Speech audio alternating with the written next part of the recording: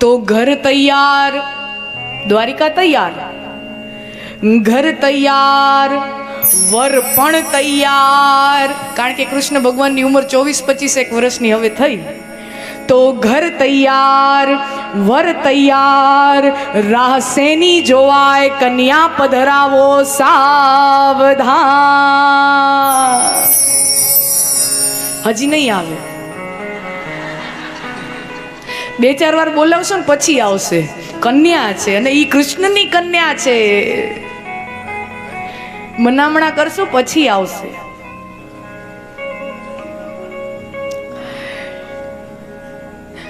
તો પછી સુખદેવજી મહારાજ પરીક્ષિત રાજાને કહે, પછી બંને ભાઈઓના લગ્ન થયા. મોટા ભાઈ બલરામજીનું લગ્ન થયું રૈવતક રાજાની પુત્રી રેવતી સાથે. માથેથી ગયું ને, હે માથેથી ગયું ને, બાઉન્સર ગયો ને, બીમર, બાઉન્સર એ નહીં, બીમર સીધો અહીંયા. આમાં કઈ ખબર જ ના પડી. રૈવતક પૂર્વતની પુત્રી રેવતી સાથે બલરામજીનું લગ્ન થયું. પહેલી વાર મેં વાંચ્યું ત્યારે મને બાઉન્સર જ ગયો હતો. નાની હતી ત્યારે મેં જ્યાં કથા વાંચી ત્યારે મને બાઉન્સર કેમ સમજવું, રૈવતક પર્વતની પુત્રી રેવતી. પણ જેને રૈવતક પર્વત, જે આપણે જેને વેદોમાં રૈવતક નામ અપાયું છે, વેદોમાં જે રૈવતક પર્વત તરીકે ઓળખાય છે એ બીજું કોઈ નહીં, આપણા જૂનાગઢનો ગઢડો ગિરનાર. એ આપણા જૂનાગઢનો ગરવો ગઢડો ગિરનાર. ગિરી તળેટીએ દામોદર કુંડ, ત્યાં મહેતાજી નાવા જાય, ઈ વાળું જૂનાગઢ. ત્યાં હજી મંદિર છે રેવતીજીનું. તો રૈવતક પર્વતની પુત્રી રેવતીજી સાથે બલરામજીનું લગ્ન થયું અને કુંડિનપુરના ભીષ્મક રાજાની દીકરી રૂકમણી સાથે નાના ભાઈ કૃષ્ણના વિવાહ થયા. હવે તમે વિચાર કરો, 2 ભાઈઓ જન્મ્યા યુપીમાં. યુપીમાં મથુરામાં જન્મ્યા ને. બંને ભાઈઓ જન્મ્યા યુપીમાં, મોટા યુપીમાં થયા. બચપન યુપીમાં ગયું, ભણ્યા યુપીમાં, પણ ગુજરાતમાં આવીને વસ્યા. જન્મ્યા યુપીમાં પણ ગુજરાતમાં આવીને વસ્યા. ગુજરાતમાં આવીને વસ્યા એટલું નહીં, ગુજરાતના ઘર જમાઈ થઈને વસ્યા. હા, ગુજરાતના ઘર જમાઈ થઈને રહ્યા. ભગવાન ગુજરાતી. કૃષ્ણ ભગવાન દ્વારિકામાં આવે એટલે 23-24 વર્ષની એની ઉંમર થાય. 25 ગણો રાઉન્ડ, આપણે સરવાળા બાદબાકીમાં સરળતા રહે એટલે 25 વર્ષના થયા. અને ભાગવતના આધારે કૃષ્ણ ભગવાન 125 વર્ષ જીવ્યા છે. એટલે 125 - 25 એટલે 100 વર્ષ કૃષ્ણ ભગવાન ગુજરાતમાં રહ્યા. એટલે કૃષ્ણ ભગવાન બોલતા હશે ને તો એના બોલવામાં બાવા ગુજરાતી થઈ જશું, તે બાવા હિન્દી થઈ જતું હોય છે. અમને કાંઈ વાંધા હે નહીં હો. કૃષ્ણ ભગવાન સૌથી વધુ ગુજરાતી હતા. એમાં અમદાવાદી કંજૂસ શું કામ થાવ છો? તાલીઓ પાડો. હે, એમાં કંજૂસ શું? એમાં તો તાલીઓ પાડો.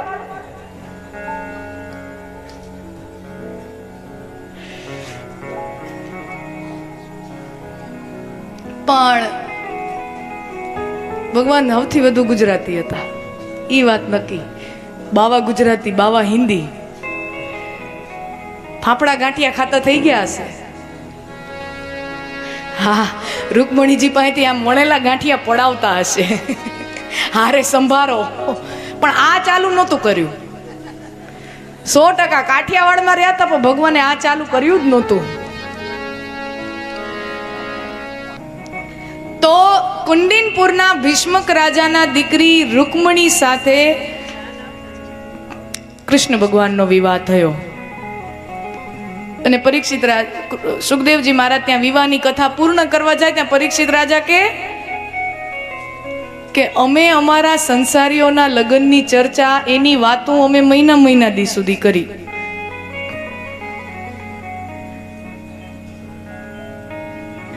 અમારી ભત્રીજીના દીકરાના ઘરે અમે લગ્નમાં ગયેલા. બકા હું 7 દીમાં બકા કરતી અહીંયાથી જઈશ. મને અહીંયા પછી હું બધાને બકા કરીશ. આ કે ક્યાંથી આવી બકા? તમારે અહીંયા બકા કે ને અમારે ત્યાં ભૂરો કે. એ ભૂરા એમ ભાઈબંધને એમ બોલાય ભૂરા. તમારે એમ કે બકા અહીંયા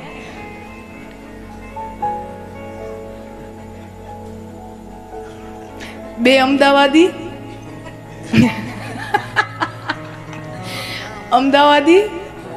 બાજુમાં કૂતરું સૂતું હશે. એ હાઈડ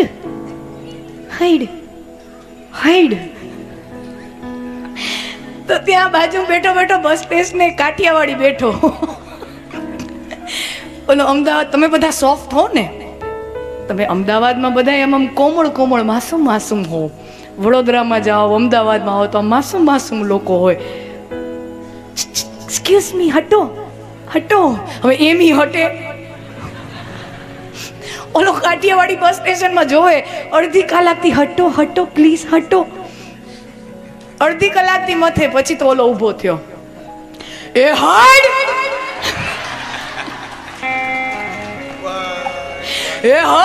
જેવી હટ કીધું તો ઓલો બંડિયું ઠેકી ગયો.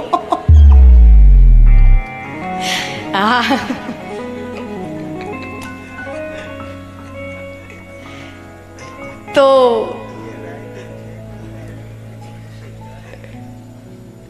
અમે અમારા સંસારીઓના વિવાહની વાતો કરી તો અમે 1 મહિના ચલાવી. અમે ઓના કાકાની દીકરીના ઘરે લગ્ન ગયા હતા તો ઓને ઓની સાડી આ પહેરેલી, ઓને ઓલું ઘરેલું પહેરેલું ને આમ કરેલું ને તેમ કરેલું. અને ભાઈ એના મામાને દીકરી તો ભાઈ સાહેબ એના કરતા તો અમારી કોમ વાળી હારા લુગડા પહેરે. એવી બધી તમે મહિના સુધી ચર્ચા કરો. અને સુખદેવજી, ભગવાનના લગ્નની કથા તમે 2 લીટીમાં પતાવી દીધી. વિસ્તારમાં કહો, વિસ્તૃત કહો. અને પછી સુખદેવજી મહારાજ વિસ્તારથી કહે કે કુંડિનપુર કતપર, ભાવનગરની બાજુમાં મહુવાની બાજુમાં કતપર ગામ છે. અમે હમણાં જ 1 મહિના પહેલા ગયા હતા ત્યાં. અને ત્યાં ભવાની માતાનું મંદિર હજી પણ છે કે જે મંદિરનો ઉલ્લેખ આમાં રૂકમણીજી કરે છે.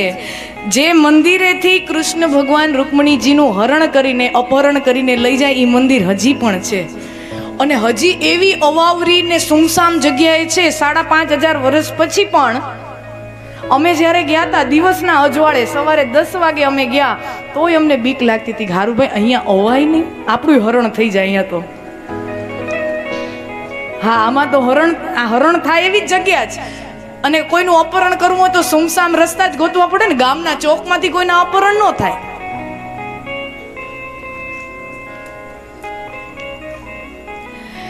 તો ભીષ્મક રાજાની દીકરી, એના 5 દીકરા છે. રૂકમી, રૂક્મ બાહુ, રૂક્મ કેશો, રૂક્મ બલી, રૂક્મ રત્ન. યાદ રહી ગયા બધા? Very good. તમારે યાદ કાંઈ રાખવાનું જ નથી તો તમે બીજી વાર મારી કથા સાંભળશો ને. પહેલી વારમાં તમે બધું યાદ રાખી લેશો તો બીજી વાર તમે મને બોલાવશો જ નહીં. તો આમાંથી એક નામ આપણે યાદ રાખીએ. જે મોટો ભાઈ છે રૂકમી. હવે જે રૂકમી છે એ જરાસંધની ગેંગનો માણસ છે. શિશુપાલ, જરાસંધ જે અધર્મી રાજાઓ છે એની ગેંગનો માણસ. અને રૂકમણીજી 16 વર્ષના થાય ત્યારથી પોતાના પિતા સાથે રાજ દરબારમાં બેસે. બુદ્ધિમાન છે, વિચક્ષણ છે. અને દીકરી પોતાના પિતા સાથે રાજ દરબારમાં બેસે, શાસન ચલાવે.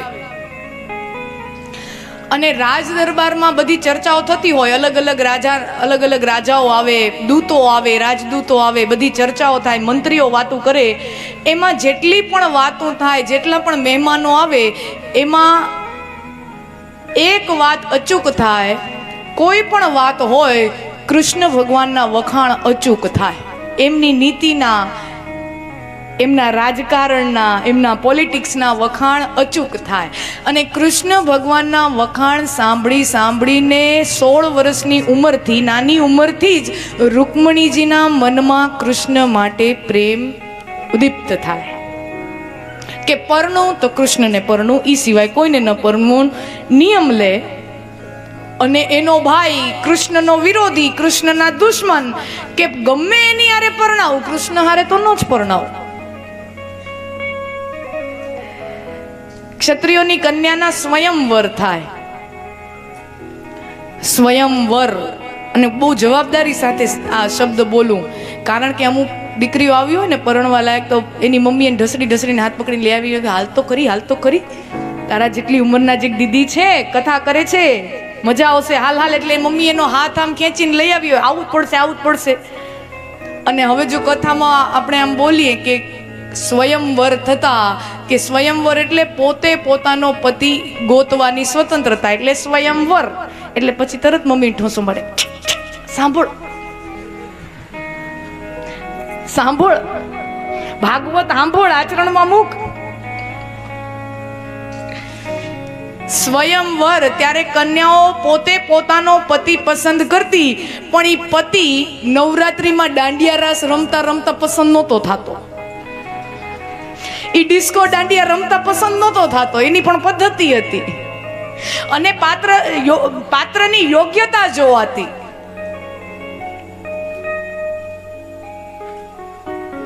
રાજકુંવરો હતા બધા, સ્વયંવરની અંદર જે આવે બધા રાજકુંવરો હોય, ગમે એલ ફેલ નો આવી જાય. સ્વયંવર છૂટ હોય, પણ એની પણ એક પાત્રતા હોય.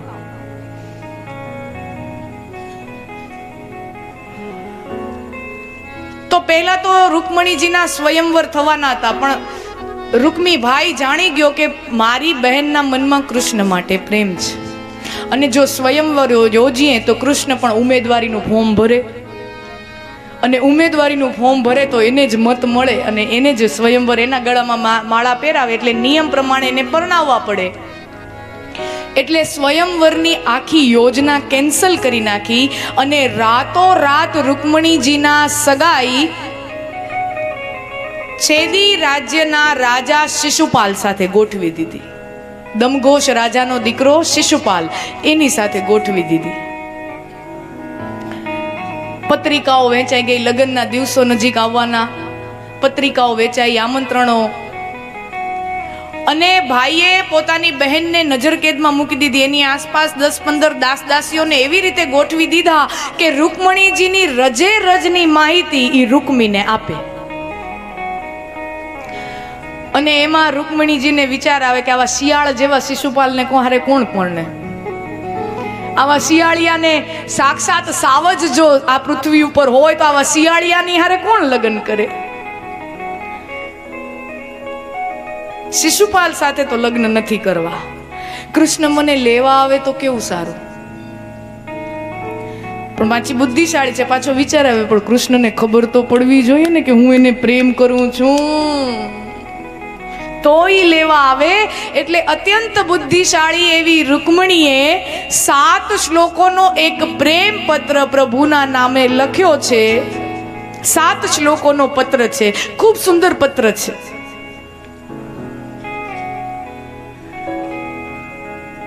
ક્યારેક સમય મળશે તો ફરી ક્યારેક એની ચર્ચા કરશું.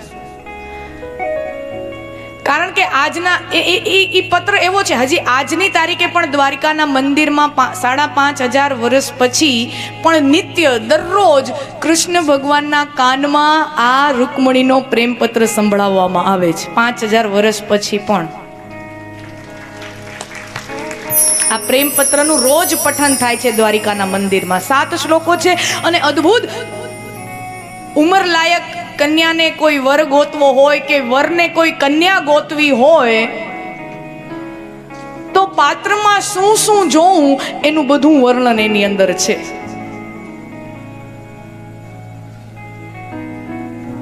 અને આજનો મોટા ભાગનો પ્રશ્ન જ છે. એવું હશે ને તો કાલ સવારના ભાગમાં આપણે આ પ્રેમ પત્ર લેશું, સમજવા જેવો છે. આજના યુગનો મોટામાં મોટો પ્રશ્ન જ છે બે પાત્રને ભેગા કરવા મા બાપ માટે. પહેલાના સમયમાં તો શું હતું, હવે આપણે છે ને ઓમ અધકચરા રહી ગયા ભારતમાં. વિદેશવાળાના મા બાપને તો કંઈ ચિંતા જ નહીં, તો 15-16 વર્ષના થાય તેદીના છૂટા જ થઈ જાય, એટલે એ લોકોને કંઈ ચિંતા જ ન હોય. અને એટલે એ બધું સારું છે એવું કહેવાનો મારો આશ્રય નથી, એના કંઈ વખાણ નથી થતા, પણ છતાંય ત્યાં એ કલ્ચર છે. અને આપણે ત્યાં આપણે આપણા છોકરાઓને પરણાવીએ, છોકરાઓને ત્યાં છોકરાઓ થાય તો એનો પણ પ્રસંગ આપણે ઉજવીએ, એના છોકરાઓને આપણે મોટા કરીએ, એના છોકરાઓના લગ્ન થાય ત્યાં સુધી આપણે બધામાં સાથે જોડાયેલા હોય, હે ને. હવે આપણી સમસ્યા એવું થઈ ગયું, ઓલા લોકોનું તો ઠીક છે કે બધું અલગ જ થઈ ગયા. હવે આપણે ન પૂરેપૂરા ભારતીય રહ્યા, ન પૂરેપૂરા મોડર્ન થઈ શકે, આપણે અધકચરા અધવચ્ચે આવીને રહી ગયા. એટલે આપણે હવે નવું શું ગોઈતું? થોડાક વર્ષોથી પહેલા તો તમે બધા જેટલા પણ વડીલો છો તમને ખબર નહીં હોય ને ગોઠવાઈ ગયું હશે, હે, તમારું બધાનું એમને એમ ગોઠવાઈ ગયું હશે. આમ ખોલ્યું ત્યારે જોયું, અચ્છા આવું છે, લોટરી લાગી અથવા તો બટકી ગયા. એને હોય, હો, તમને જોઈએ એમ નહીં, એને એવું જોઈએ, લોટરી લાગી કે બટકી ગયા.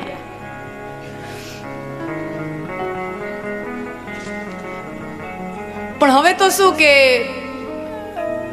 છોકરાઓ છોકરી મળે એટલે 1 કલાક આપણે વાત કરવા દઈએ કે એ બે 1 કલાક મળી લે, એકલામાં વાતો કરી લે, હોટલમાં કોફી પીવા મોકલીએ, ચાય પીવા, આઈસ્ક્રીમ ખાવા મોકલીએ, એટલે 1 કલાક. હવે 1 કલાકમાં કેમ નક્કી થાય મને તો આજ સુધી સમજાતું નથી. અને 1 કલાકમાં પૂછીને એ લોકો પૂછી હું લેતા હશે એ સમજાતું નથી. વાતો પછી આવી હોય, તને ચાય ભાવે કે કોફી ભાવે, તને ભાખરી ભાવે કે રોટલી ભાવે, આવી જ વાતો હોય. તને are you a coffee person or are you a tea person, are you a morning person or are you a late night person, આવી જ બધી વાતો હોય. ઇંગ્લિશમાં હોય પણ હજી એની જ વાતો હોય. આપણને લાગે કે સુધરી ગયા, ના, ભાષા બદલી, બાકી બધું અહીંયાથી બધું એનું ઈ જ છે.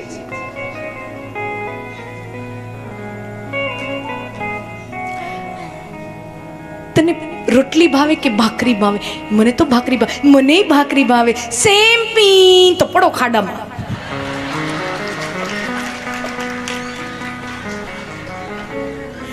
પડો ખાડામાં. Same pinch. ખબર નહીં 1 કલાકમાં એ લોકોને હું લાગે. હા, જેને લાગી આવે ને તો 1 કલાકમાં ભડકે બળ્યો, એ તો 1 કલાકમાં ભડકે બળે. પણ કોઈ બુદ્ધિમાન છોકરો હોય કે કોઈ બુદ્ધિમાન છોકરી હોય તો એમ કે અમે 1 કલાકમાં જવાબ ન આપી, we need some more time, we will date each other. Dating.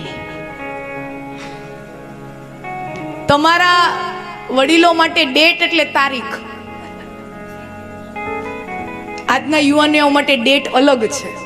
તમારા માટે અકાઉન્ટ એટલે બેંક અકાઉન્ટ, આ લોકો માટે અકાઉન્ટ એટલે અકાઉન્ટ ખોલાવતો એટલે આપું છે કયું? ફેસબુકનું, ઇન્સ્ટાગ્રામનું, શેરચેટનું, સ્નેપચેટનું, શેનું અકાઉન્ટ? આ લોકો તમારા માટે અકાઉન્ટ એટલે બેંક અકાઉન્ટ, આ લોકોના અકાઉન્ટ બીજા છે.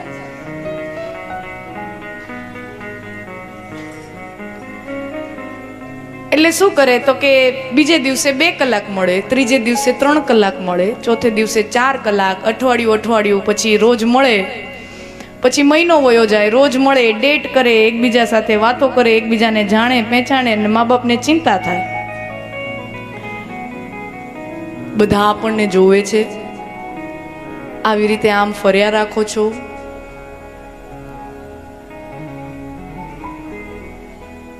હા પાડી દે, આટલું બધું લેટ ન કરાય. પછી અહીંયા જો મેળ ન પડે તો પછી આપણને બીજે પછી નહીં મળે. આ બધા વાતો કરે આપણી સમાજમાં, હા પાડી દે. તો કે હજી મને હા પાડવા જેવું નથી લાગતું.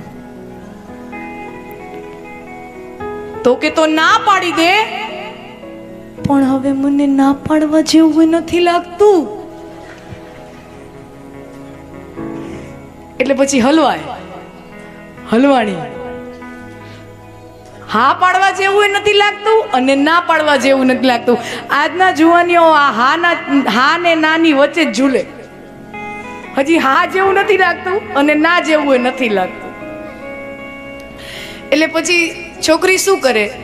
પોતાના ઘરમાં ભાભી હોય ને 4-5 વર્ષ મોટી હોય, મોટો ભાઈ હોય, એના લગ્ન થયા હોય 4-5 વર્ષ પહેલા, તો એટલી મોટી ભાભી હોય.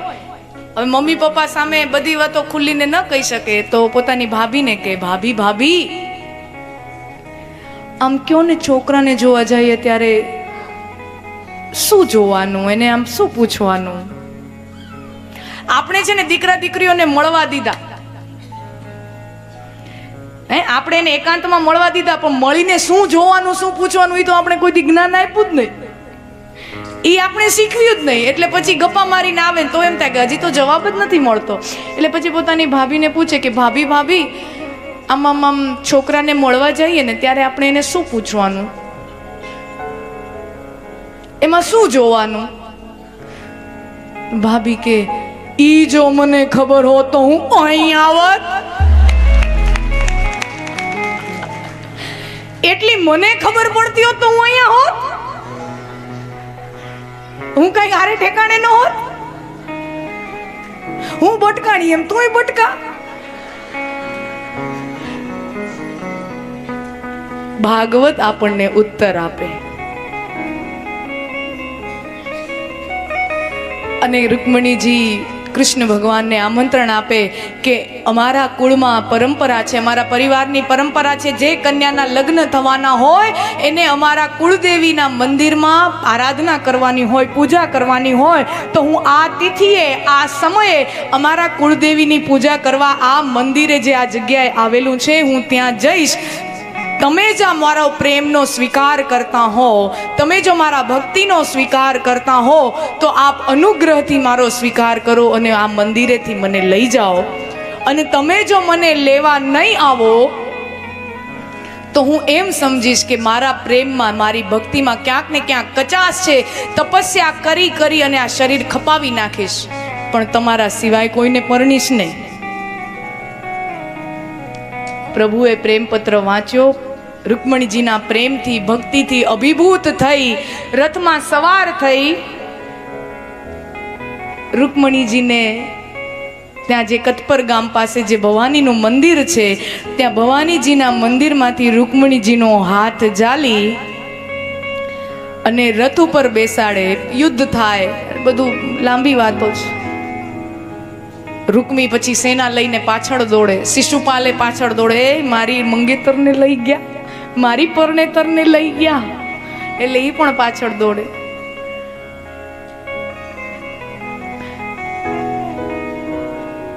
હરણ થયું અને પછી વેદ વિધિ અને લોક વિધિથી કૃષ્ણજી અને રૂકમણીજીનો વિવાહ થયો.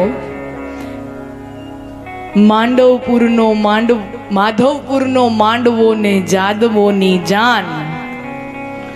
અને કૃષ્ણ ભગવાનના વિધિવત રીતે લગ્ન થાય અને વરરાજા જ્યારે મંચમાં આવે, ચોરીઓમાં આવે અને ત્યારે મંગળ ગીતો ગવાય અને વરરાજાના આગમન માટે આપણે સૌ તૈયાર થઈએ.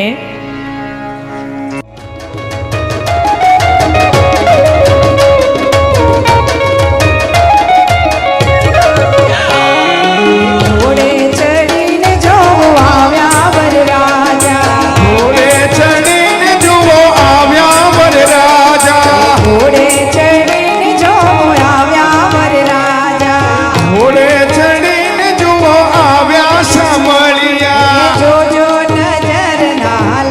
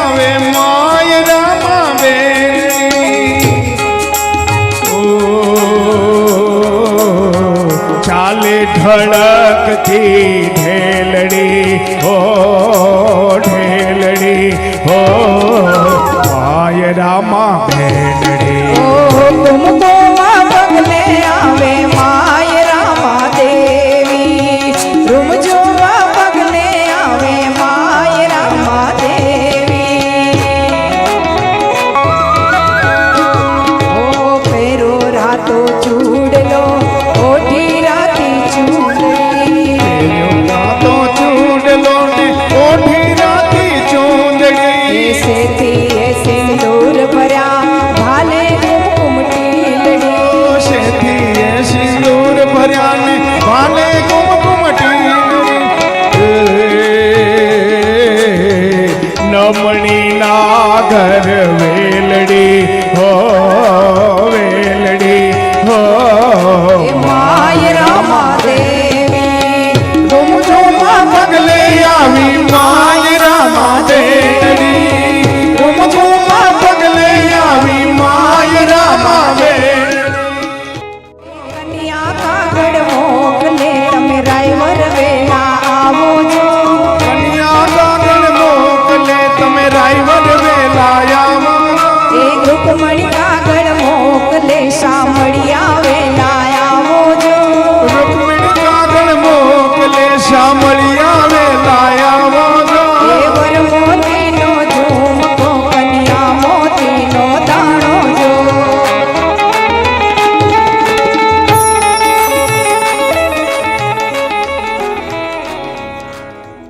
अगर ये वीडियो आपको पसंद आए तो लाइक करें और शेयर करना मत भूलिए और बेल आइकॉन पर क्लिक करना मत भूलिए लेटेस्ट वीडियो सबसे पहले पाने के लिए।